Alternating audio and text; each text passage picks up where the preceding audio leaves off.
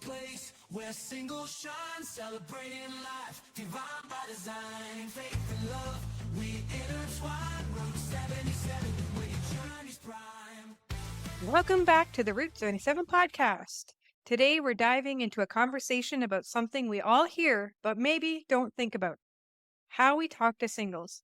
You've probably heard phrases like, when you get married, or when you have kids. But what if those words unintentionally set expectations that not everyone is called to meet? In today's episode, we're going to explore why changing those whens to ifs can create space for more freedom, grace, and understanding, especially within the Christian community. Whether you're single yourself or know someone who is, this episode is for you. Let's get to it. Welcome to the Route 77 podcast. I am your host, Natasha, and I am here with Monique and Hello. David. Hello.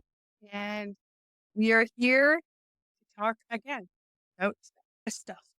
I think we talked about together is that we have talked on this topic before, but I think it's good to, or it was a while ago, like over a year ago, so it's not too bad to cover a similar topic because And now that we're on you video, know, we're on video, it's a little different, and also we'll most likely not say the exact same thing.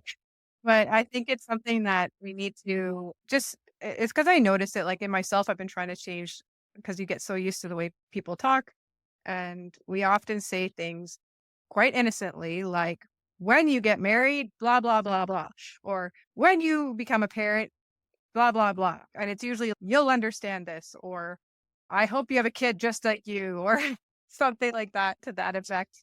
But I think we have to look at what we're saying and what it actually does, the message it's conveying. And like we've mentioned, so like we mentioned previously, we're not anti-marriage or not like we don't want people to one day, maybe if it's their decision to find someone to get married to or have kids. These are all positive things. But when we use such terms like when, it's instead of if, like it changes a lot of how it can be taken, especially when you're constantly using it. It's like when you get married, this, when you get married, this, when you get married, this, when you get married, this. And then it's basically, is it a surprise then that you assume that you're going to get married?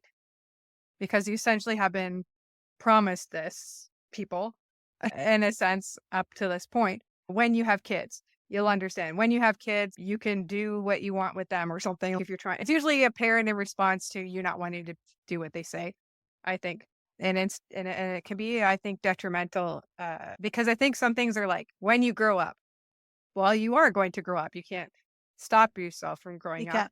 You can not mature in how you act as things, but I think different. But you can say I sometimes tell the kids, when you're bigger, then you'll understand. Because sometimes the kids will be like, why does this happen or this happen? And it's not really my place to explain some of these things. It's a parent's job. And so I'll say, like, when you're older, when you're bigger, or even like when you're bigger, then this will be easier for you. And it doesn't mean that I'm like expecting them to get 6'10", but usually if they're 6, they're going to get taller than they are at that point. So those are the type of things I think that you can use those words because that will happen. But when it comes to saying when and married and when you're a parent, then those are things that you can't predict. there is this Christian group, Toby Mac, and one of their sayings is to speak life. So you want to be able to speak life into your children, especially. So things like when you graduate, when you go to university, when you find the career you want to do, or when you find the dream, what you want to do when you get older. These are life affirming things to say to your kids. But to say that when to having a relationship, getting married, having even kids, saying when you go to college, when you go to university, you're very basically implying that's supposed to be their next step. And it may not be. Isn't it? For some people. Could be. But wouldn't it be a little bit more of a positive thing to get them interested in wanting to You could say further their you could say the same education? about marriage and kids, that you want them to be positive about it and that they should want to get married. But the thing is, you don't know what they're called to do. Like sometimes a lot of people, it's like you're supposed to go to university. That's what you're supposed to do. But then you don't realize like maybe that's not your gifting. Your gifting is more hands on. So maybe a college is better for you or a trade school. But they are told that they're supposed to go to university. And what if they want to take a gap year because they're not sure what they want to do? But we have this idea like you're just supposed to go to college after you finish high school or whatever. And then you go and you take things that you're not even interested in or you don't know what you want. And you take random things and it's a lot harder than if you like Wouldn't that just be called general studies? it depends. Like I took a specific one, but I had no desire to follow it. I was trying to get married, but you're supposed to go to college. You're supposed to go to university. That's supposed to be the next thing. I didn't have a plan. I didn't Oh, have a yeah, desire like what I wanted at. the cycle is college, job, family, college, job, family. That's Well, I pretty mean, much like I it. just say this about the college thing and the university thing because I know a person from my old church, and that was the idea. You finish school, like high school, you go to college or university, and he went to university, and a good one, but he flunked out. Like it just wasn't his skill set, that type of stuff. But then he got into trades, and he did awesome. He was so good at it. So I just saying these aren't bad things that you can encourage, but just changing your wording to if you go to college, if you go to university. And I think too, it also leaves the door open for them to change their mind. Because a lot of times when they're younger, it's, oh, I don't want to do X, I don't want to do X. And if you fight them on it, then they kind of have to double down. And what if they decide to change their mind and they do want to go to university or get married or whatever? Then it's harder for them to come back and say, it's not, oh, you're right, I should get married, or, oh, you're right, I should go to college. It should be like you're trying to develop in them the ability that they can choose. Yeah, but at the same time, I feel if you say if, a lot of the times that will seed some kind of, oh, this may not work out. So they may not be as ambitious or as hard as you might think they would be in that scenario because they have this kind of doubt that, oh, this may not be the path of my life or my purpose.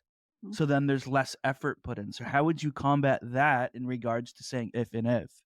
I think the conversation about what your dreams are, like what is it like when you're talking to kids, specifically more when you get into the teenagers, because when you're 5, 6, 7, 8, you change your job skill bit depending One upon day what you want to be a toy fireman, you the got next day you collected. want to be a lion. Yeah, once they're a teenager, you start to have the conversations with your kids about what they think they would like to do once they're done high school.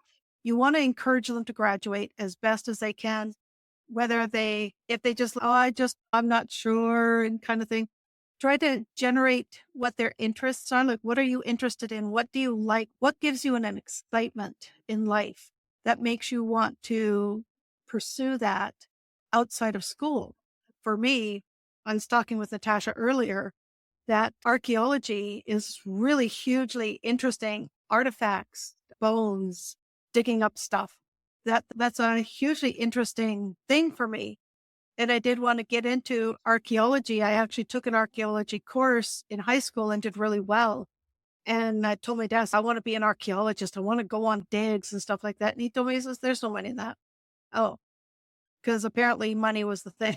You don't want to have those kind of conversations with your kids. You don't want to discourage them from doing something that might give them an enjoyment in life. Whether it makes them a millionaire or not is not the story, because money only goes so far anyway. And sometimes, sorry, And, David, go. and at the same time, Monique, parents have to instill some kind of faith in their children. So going to archaeology, for example, instead of focusing on the money, you can turn that to a focus on apologetics. Oh, my parents weren't Christian. Yeah, okay. So it's not entirely my point, No. specifically with your parents, but just in general, if you grow up in a Christian household, because a lot of the stuff we're going to talk about is probably going to be extremely fleeting. Like by the time Christ comes back, or if we end up in World War III, then now how is important? Now how satisfying or important is your job at this point, Right. right? So that's just how I look at a lot of things. And I said, I think last podcast too, that a lot of the time you find something you love and then you got to somehow relate it to glorify God. And I think Yep. too, when it comes to encouraging your children or your young adult teens, yeah, it should be, unless it's illegal or immoral, I think you should find a way to them in it, because sometimes just going through the process of either getting educated in it or following along those lines, they can find something that maybe isn't that specific thing, but it's in that realm that they didn't know existed. Like I find as a population, we know there's like teachers and lawyers and doctors, like we're very broad and that, or like very, there's not like we know all the little minute jobs that can fall under those things that aren't so popular. So very a very narrow Yeah, I focus think on the doctor, and then careers that they're are out like, there. oh, all of a sudden they're like, oh, having such a hard time, they don't get into medical school. But then they find out then there's this other track they can go down that is in the medical profession that they actually are super good at, but would never have found it had they not gone down that path of understanding of what was down there. Like taken vet tech, if I had known that was a thing.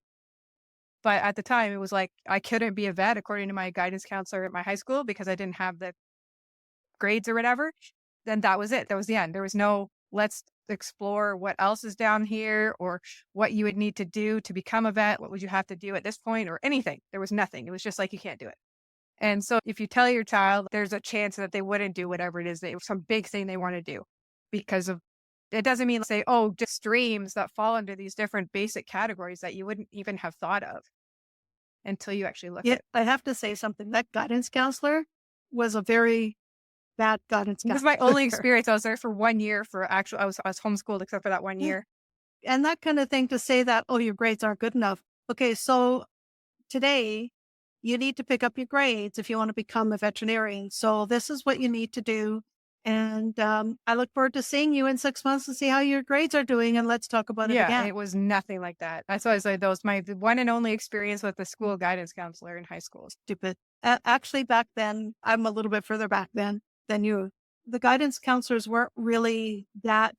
It was almost like they picked and choose who they wanted to really guide because I didn't have a very good, they weren't very good for guidance counseling for myself either. As I don't know what I want to do when I get out of high school because everything that I wanted to do, I was told, oh, you can't do it because you can't make money. Stop with the money. And yet you can So something from like an archaeologist perspective, like maybe you can look at, working in a you can, museum. yeah, look doing that, becoming a historian with a certain stream as like a historical, that's you become an expert in. You just don't know. Yep. I had I had Yep. a student at Taekwondo who really wanted to be a director in movies and stuff. And so I wasn't like, oh, that's probably really hard and you probably could never get in or whatever. I wasn't going to say that because I just know what it was like for me. And so what Right. I said was like, oh, I knew from experience, like I actually found that very interesting as a possibility. I never pursued it, but I actually really found the directing side of things very interesting. And I was looking into it at one point, and I knew that Stargate, the DVDs had the ones with the director commentaries. There's these two directors that were like super, super good at it. Like they were entertaining, but they actually taught you and they said like why they did what they did.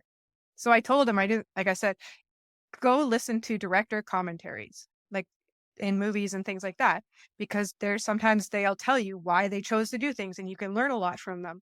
And he came back to me later and he's, thanks so much for telling me about that because I did. And it was like super good. Like it was just because he didn't think of that, but it's a way for him to have gotten more exposure into learning is something that he was interested in. And it's just so you don't know by talking to these students or kids or young adults, like what you can help them see that they didn't see. Some of them might be like, oh, I would really to be a doctor, but I know that I can't because I don't have the money or I just don't have the brain for this. But then you can actually help them go down the path and see, okay, what other medical professions are out there or Yep. assistants that are out there that you could possibly be involved in it that actually plays to Yep. your strengths. My niece, who is now an RN, and she works in the NICU ward of the hospital in Calgary, and her boyfriend is also a nurse. But he is planning on going back to school so he can actually become a doctor. So he started off as a nurse first. There's that, but there's occupational Oh, there's therapists, there's so many. physio, So there's many. so Actually, just many. looking through the course availability, what courses are available at these colleges? Forget like the degrees. Mhm. Just actually look Yep. at the courses that are offered, and you can actually go, oh, because after I finished at Redeemer, like I actually found out that there was like a journalism track that I could have done instead of English as my minor. But I was looking at that. It was just, I think, brought in when I was finishing up or whatever. But I was like, man, I would have loved to do that. But I wouldn't have known if I hadn't been flipping through the course calendar and actually saw the courses that were, and then you see Yeah. what requirements are for those if they have prerequisite classes. And then you can actually kind of backtrack and see what degree or what minor that might Yep. be for, but you don't know, like, and you see, and when you go through the actual courses themselves, you might find some that you wouldn't have thought of, or some. So when we're saying things like, I try to say when I talk to kids, maybe less about if you go to college, I'll say if you choose to go to college, or if you Mm. choose to get married, if you choose to have kids, because at that point they're adults when they're making those decisions. And it's already a frustration, I think, in a lot of people that like they're at the age where their parents still see them as kids and they see themselves as adults, even though they still have growing to do. But parents are also struggling to understand that they're adults and letting. So there's already this. They're trying to be independent and make these decisions. And by saying if you choose these things, you have that choice. It's not your choice should you get married. It's not your parents' choice should you have kids. It's not your parents' choice should you go to university, even if it's their desire that you do these things. But at that point, even going to university, unless you're like a prodigy, you're going to be an 18-year-old adult, or at very most, if you kind of sped through high school, 17-year-old almost adult, which I've known some. Right. And so at that point, you're still at the edge of like, if you especially as a parent, I think, especially the response that I hear this from the older teenagers. Oh, I told my parents that I didn't want to get married, and they were just like, oh, that you'll change your mind. Like they just brushed it off like it wasn't an actual decision that they were really making. It was just that you're too young to understand. And yeah, maybe they don't understand yet. And maybe in a few years they might change their mind about marriage and like that they would like to get married. But if you just brush it off like you're like patting them on the head, like oh, that's cute, Ugh. that'll change. But you don't know. What if it doesn't change? And what if it does change, but you've made such a big deal about the fact that, oh, you're gonna change your mind because mom and dad are always right. That'll make it so much more difficult for them to come to you and be like, hey, it's my grandkids or whatever. Like, but if you actually like Yeah. to release that, You gotta, yeah, you do. You gotta release that, and you gotta tone down because you never know what's going to happen. Like for myself, it was one of the sad things that I had to let go. And it is a grieving process as a mom, realizing that one, my child is never going to go to university. She's never going to have a job. She's never going to get married. She's never going to have kids. It's one of those kind of things where you have to your dream literally crashes and burns. And then you're sitting there going, now what do I do with all of this that I've been carrying around, my hopes and dreams for my child that are now never going to be realized? Would it be a different feeling though? From one parent No. knowing their kid could have that dream and is Mhm. capable of having that dream, Yep. to a parent who knows that maybe their kid is incapable of having that dream. Yep. And that's what I'm saying is that as a parent, know you have these dreams and in your heart, you're sitting there, but it's for the best for my child. I just want the best for my child. We'd all want the best for our child. Sometimes you just have to step back and say, I know what my dreams are for my child. What if those aren't my child's dreams? or God's dreams And for them. or God's. Yeah. So what is more important? Is it your dreams or your child's dreams or God's Well, dreams? could you imagine too? You've made such a big deal about being a grandparent, and then your child finds out they can't even have kids. They're already going to have to grieve the fact that they can't have kids or whatever. But now they have to tell you, not you, but tell the parent that they're not going to be a grandparent. Yeah. It's just, you're just putting like way too much pressure on people when you say things like when you get married, when you have kids. And it's Yeah. just, and like I said, if you say, oh, if you choose to have kids or if you choose to get married, again, like the percentage probability is high that people will get married, have kids, like, or just have kids or whatever in this society. But I think this has a lot to do with like how it helps frame our own brain. If we start releasing that to their choice, like you free your own brain, I think too. Like you start to your own thoughts and expectations by saying that. Because I said to one of the students the other day, like he's a teenager, older teenager, and I said, if you have kids, then I was going to say something. And he's, oh no, I really want to have kids. I'm like, that's great. And I said, but at the same time, like I wasn't like, when you have kids, blah, blah, blah. And I'm great that he wants to have kids. Maybe he'll change his mind. Maybe he won't. Maybe he'll go ahead and be an awesome dad. But but it was like, they'll tell you if they are like, no, I really want to marry, I really want to have kids. But you also are showing them that it actually is their decision in that instead of laying it on them. And I think it can bring so much pressure. That's what we say, like, when are you going to get married? When are you going to have kids? You can't get a break. You barely finish college if you're lucky to not get that question burned at you, especially if you're in a Christian college.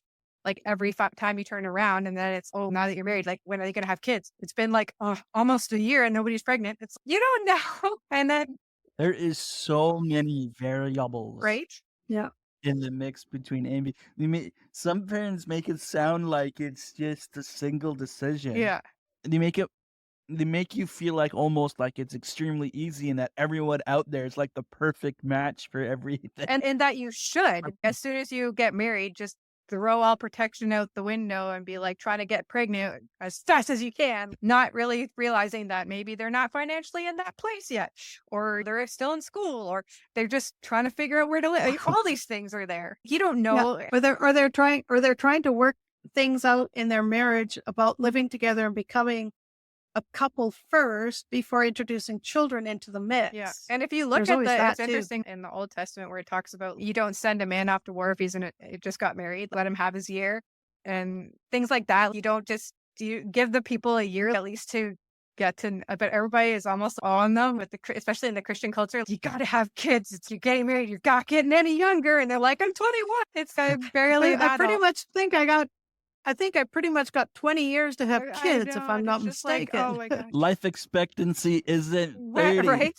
But it just can be like demoralizing for the people that you're talking to. And Ted said this over and over again on this podcast is I was ready to sign up for marriage and being a mom. Like I was there. I'm like, this is what you're supposed to do. Yes, I'm ready.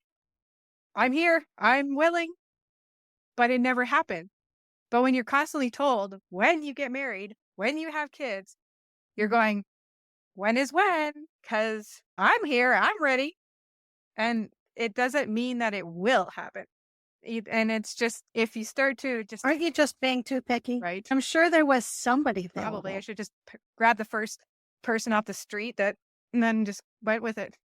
Probably couldn't have picked much worse. Yeah, that reminds me.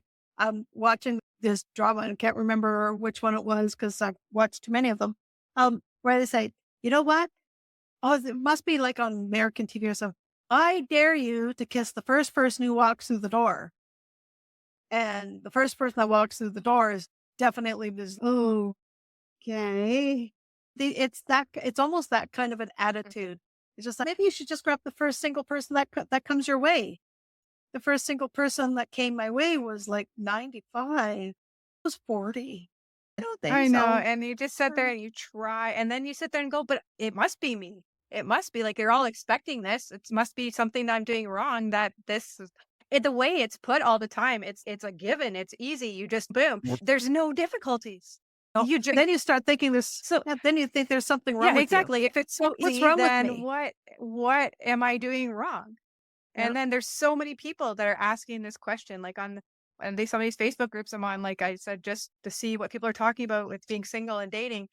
It's just ready. I'm here. I'm like, what's wrong? Why can't I find someone? And it's just, I think we're just coming out of a time where life expectancy was maybe 40 or 50 years. So if you have that life expectancy, your parents or your grandparents have to rush the whole thing. So they're probably married by 15 or 16 or 17 and having kids by the time they're 18 or 19 and 20. Because of innovation and medical advancements, our expectancies are now in the 80s, 90s, 100s, which means we have 50 years. yeah. Technically. If you think that the average girl, because girls are the ones whose biological clocks end faster than a guy's. So say from the time, even at 18 years old, she can technically still have children until she's 45. After 45, it's much more difficult. I Well, wouldn't recommend it. it's reversed too. At the same time, you could probably have children when you're 12 to 14, Yes, but that right? doesn't mean it's right. No, I'm not saying. I'm Yeah. saying that at some point in history, the life expectancy was probably 25, 30. So they're probably Yeah. married by 14, 15 years. And I believe this was around more in the medieval era. And by the time they were 15 or 16, they probably were having kids, Probably.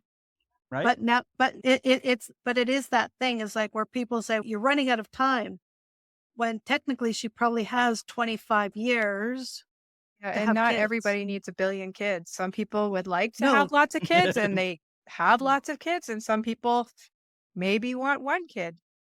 And we shouldn't guilt them My into that. grandparents had like 7. Yeah, I was like, my brother had one brother has 7, the other one has 1 and 1 on the way. So I had 0. So the averages in our family shape and helps with that. But I was finding it interesting when we're reading the Old Testament. If you actually look, Isaac was married at 40.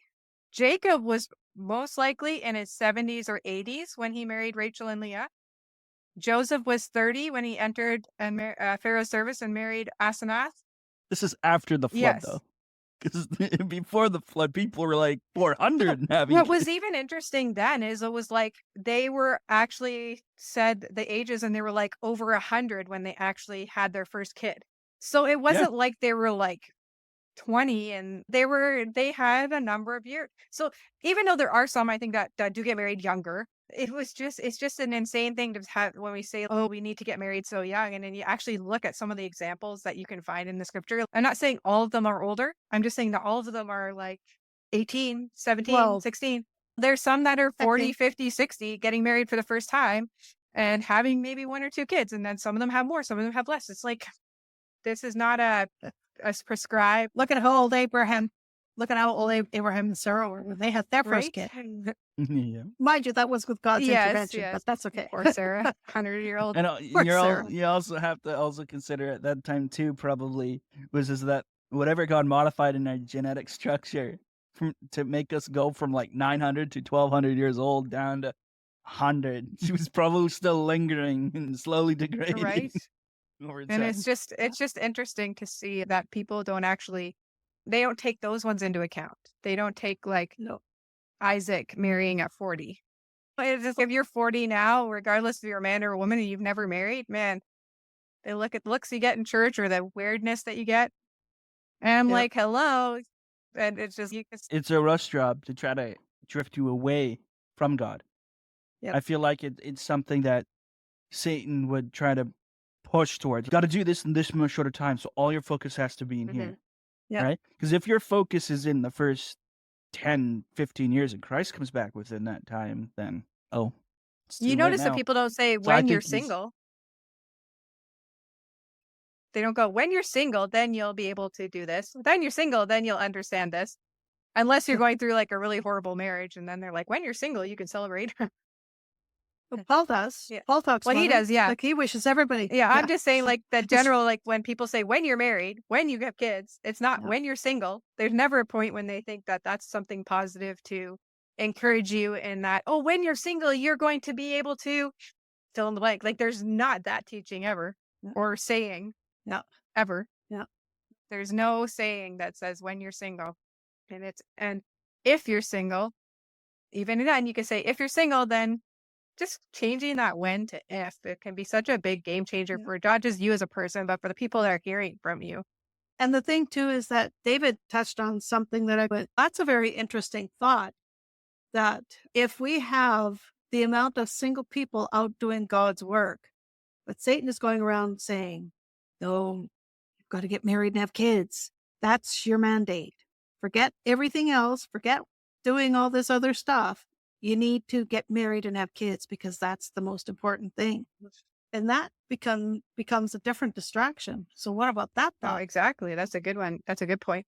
If you're not focusing and using your singleness in fully, then you're not doing God's work while you're single if you're not using it. Right. And so if you're constantly spending all your single time on the fact that you're not married or trying to get married or trying to go to events and get on groups and go on dating apps and doing all this, like your whole mind is focused on the fact that all your friends are getting married and you aren't, and all your friends are having kids and you aren't. I say all with sort of sarcastic quotes because it's not all, it just feels like that because a lot of people tend to do it at once.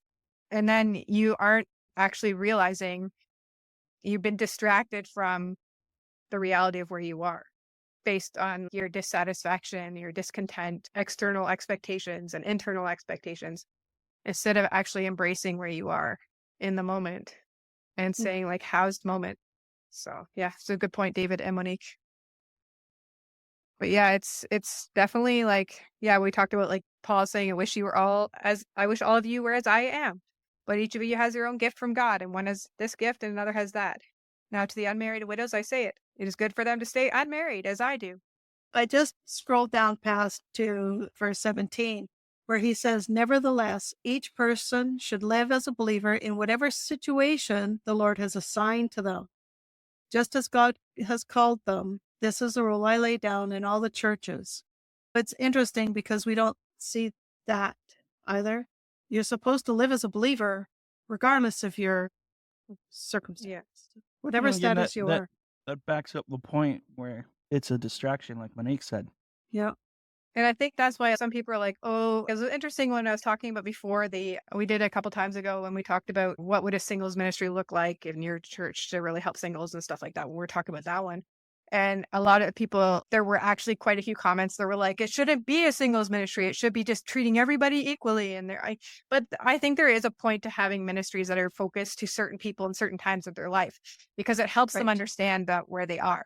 And if you just start painting a broad brush stroke over it, then people don't understand what it means to be living in the current time of their life. Like there is a broad, I think, in your church sermons, and then there is broad, I think, and sometimes in some Bible study groups. But then if you want to actually get, okay, how do I live as a Christian in singleness? How do I live as a Christian as a young adult, as a business person? There's all these things that you can help them to understand, and it's easier to do in more of a narrowed ministry. So I think when it comes to like our talking, if we're talking things like, hey, when you're single, or if you're single, this is the area that we need to explore and do, and actually treat it like it's like an exciting and Dynamic. it's like it's people, there's just such a bad rap to being single. It's just, see, because most churches will have the women's Bible study. So all the women get together. It's usually on a Wednesday in the morning. morning, and I don't understand that in this day and age. Because most of the women who go to these things are young moms with babies. And they just want to So get they're out, at and they need home. to get out, and They want to and get that's out. good. The kids go into the nursery where somebody else takes care of them, and they've got a few minutes to just sit there, which is And not a bad thing. Sometimes it's good for moms to get together and help each other out and things. Yeah. And a lot of grandmothers go because now they're retired and stuff like that. But if you're a working woman, Yeah, is there anything for you? it's very hard to find one that's not in the It's morning. very hard. Yeah. Yeah. So then we've got life groups, which is a very general. They put people together. They did try to have one that was just single people. That was okay, but I don't think it went very far because most single people find themselves really busy because you got a lot of other things on your Well, it's plate. hard to make ends meet as a So- single person, so you're usually very busy working, Yeah. as we can attest. Yeah. They say here in BC, 1 in 4 people are living paycheck to paycheck. I think I'm one of those just 4. trying to get those paychecks to touch. It's hard first. And you're one of those 4, so that's 2. I don't know what David's doing pretty good, maybe. How are you doing, David? Paycheck to paycheck? Actually, I have very little wiggle room, but it used to be paycheck to paycheck, but I'm doing a bit better now. You're doing The a bit business better? is taking That's off, good. and There you That's go. good. That's good. But so you're able to Yeah. see your So- singleness in that way, because you can Yeah. put into your school and your work things that you would have to give up if you were in a relationship, in a sense, because you would have to make time and room for your spouse. That's normal. But if you're single, then you have that ability to, like you're doing your schooling and yeah, your but business. you gotta understand my mindset too from all of this.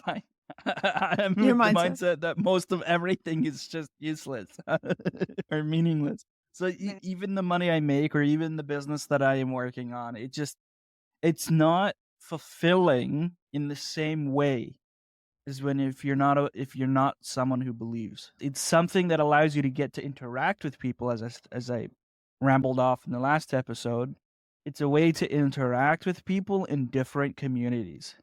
And that's what's interesting about too, because we always get told things about like evangelizing or your gifts for the glory of God, but it's always talked about in such ethereal ways that there's not practical advice as much. And I think when it comes to it, like David said, we are by doing the things that you're good at and getting involved in these different things, then you actually get a part of different people's lives that you otherwise wouldn't have.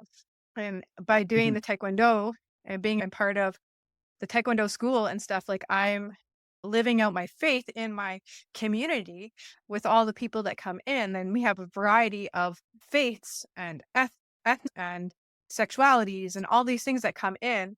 And I'm not like starting everyone with prayer and spouting off everything, but I'm also like the way that I live.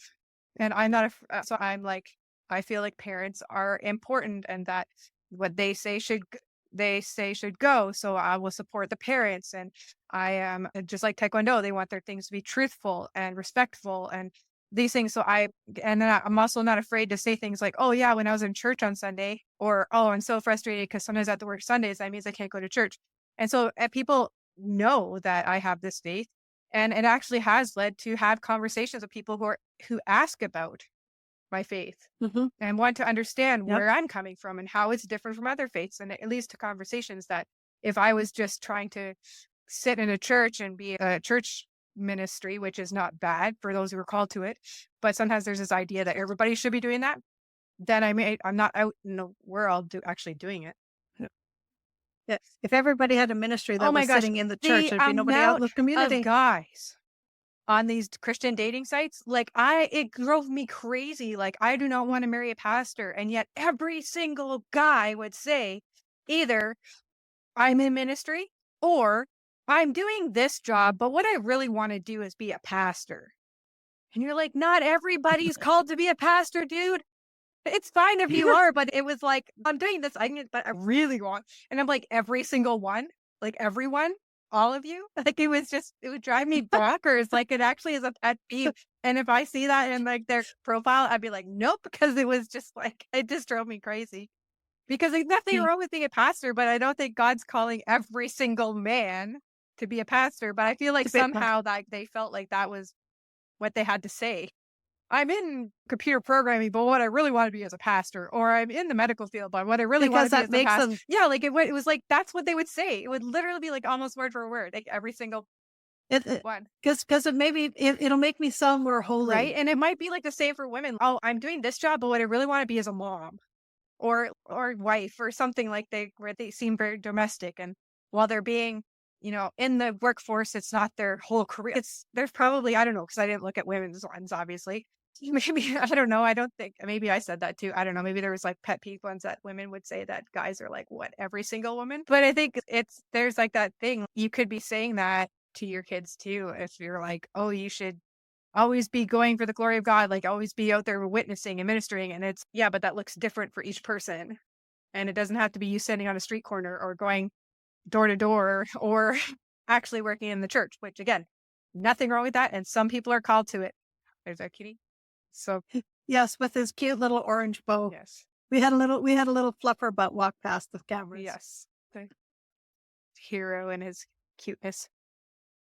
So Yes, so yes, he is he, adorable. he is. And the way we have my little brother visiting from Calgary, and Hero has an issue with him for some unknown reason.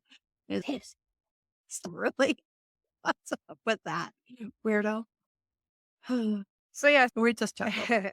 so yeah, so like I think it's not like we have to police all the words, but I think if No, we just actually reflect be a on little how bit we're more yeah, mindful. like be a little just reflect a little bit on what you're saying, because a lot of times we just say things because that's what we were told and that's what our parents were told. It's just you say it because it's a saying, Like, oh, when you get married, then that's usually like a tease or a joke sometimes. It's, Yeah. oh, when you get married, then you'll, and it's a joke. Or when you have kids, you'll and it's a joke. Wait till you have kids, then you'll understand how frustrating you Yeah, are. right? Or a Okay. threat like, when you have kids, I hope one's just like you. Yes, I've had that one too. It's like, I didn't realize I was such a Bad kid, was I a bad kid? Am I a bad kid or a good kid? So, but I think if we just actually reflect on what we're saying to people and actually understand how we're maybe like trying to express, I have to escape. if you have to like express towards people like what they're doing. So again, when versus if is a big thing to do, but it's easy to do, I think. But it's sometimes it's easy in theory, but a lot of times we say things without thinking.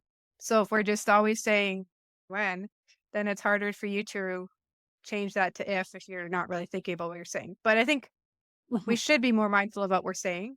And I think by just changing when to if you don't change anything else, you just try to look at how you talk and try to change the whens to ifs in the appropriate places, then it actually can not only help the person you're talking to, but actually shift your own mindset. Like it actually, because I try to be conscientious of how I'm using those words. And by changing how I've been using them in my own life, it's changed my perspective on a lot of things in a good way, I think. And I think it's just a misplace of trust. Do you trust the person to define your life or God?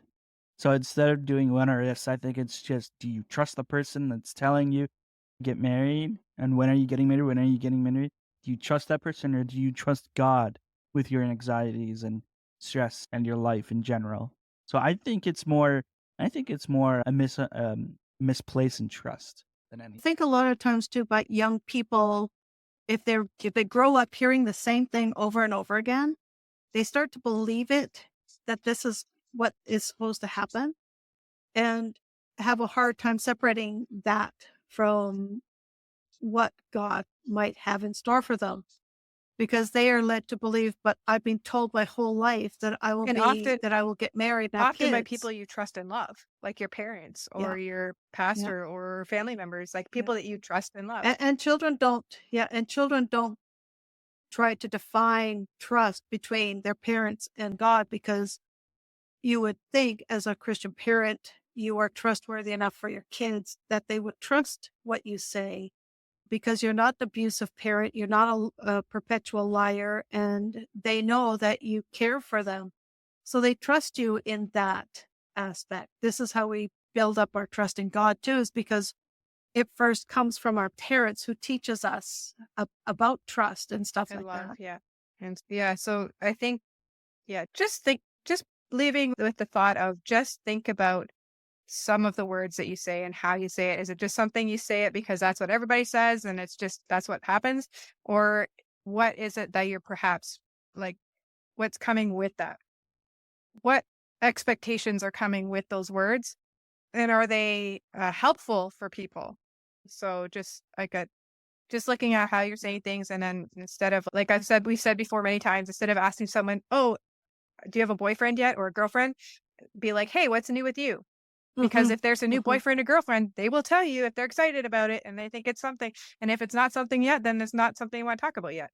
And that's the thing too, because a lot of times when you're really new in a relationship, you're in that euphoria state where you're just like, I'm not sure where this is going yet. And a lot of times you may not know for a while. It may be a few weeks, maybe even a few months before I think I can keep dating this person for a while longer and see where that goes. Because sometimes you date somebody and go, ew, maybe not. Yeah. And then there's why you're not dating that person anymore if they're really insistent on knowing your entire relationship life. Yeah. Oh yeah, I went on a date with this guy, and yeah, what we think we seem to have hit it off, and then you go on the next date and the way you chew annoys me. I'm going.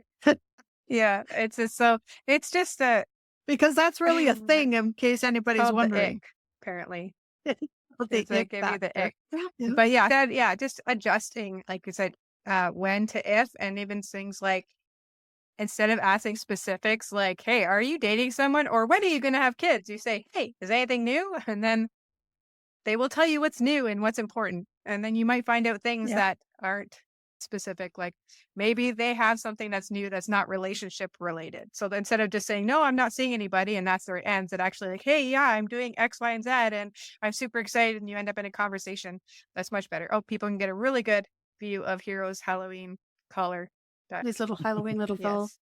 His chubby little face. Yes. Are you a It's not handsome even boy? October yet. I know, but I went to Yes. Oh, one more day. day. I went to PetSmart to pick up some food, and he needed a collar, and those were actually cheaper than the regular collars. Guess they're like my mom when it comes to Christmas.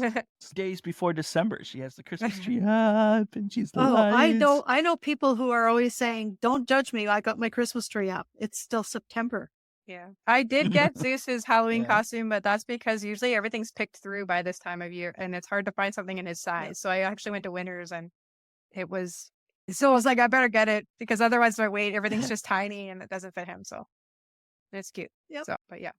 Anyway, well, leave it there for today. Just some thoughts. So just think maybe a little more about how you say things and how it might be perceived by people who are listening, and how it might help if we just slightly adjust how we're saying things, and help encourage people, especially single people, to not feel like they're failures and actually feel and that there's something wrong with them, and instead that they're in a vibrant, exciting time of their life as a single person, rather than it's a stopgap between and marriage. Can I do the ending Sure. thing, the scriptural encouragement? Because I think it's pretty cool that you put Isaiah 56:3-5, where God honors those who are single, as seen as his words to the eunuchs, promising them a name greater than that of sons and daughters. So it says, "Let no foreigner who is bound to the Lord say, the Lord will surely exclude me from his people. And let no eunuch complain, I am only a dry tree. To them I will give within my temple and its walls a memorial and a name better than sons and daughters. I will give them an everlasting name that will endure forever." Amen. Amen. Amen. Amen. So- Amen. We'll leave that here for now. If you enjoyed our podcast, please get subscribed so you'll never miss an episode. And you can find us on Instagram, Facebook, and X. And if you would like to email us, it is route77ministries@gmail.com. That's ROUTE 77ministries@gmail.com. Or visit our website at route77.ca. Other than that, we'll see you all here next time. Bye for now. Bye-bye. That's a wrap for today's episode. We've covered a lot of ground on how the words we use can shape not just expectations, but also the way singles see their own journey. By shifting from when you get married to if you get married, we create more room for people to embrace whatever path God has for them, whether that includes kids, marriage, or a life of singleness with purpose. If today's discussion resonated with you, don't forget to subscribe so you'll never miss an episode. And as always, we'd love to hear your thoughts. Thanks for listening, and we'll catch you here next time on the Route 77 podcast. Remember to live your single life to its fullest.